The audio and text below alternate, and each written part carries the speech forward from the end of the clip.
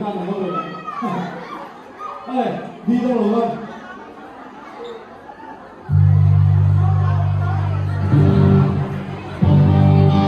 เราหมดเงี้ยเชื่อ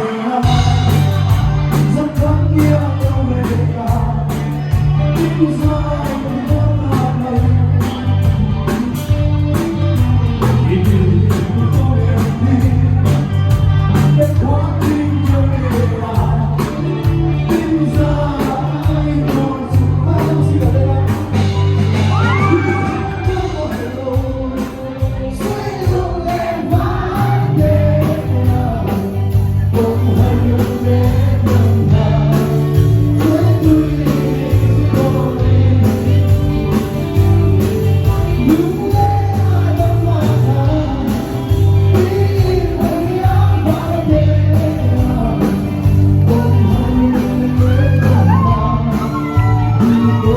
subscribe cho kênh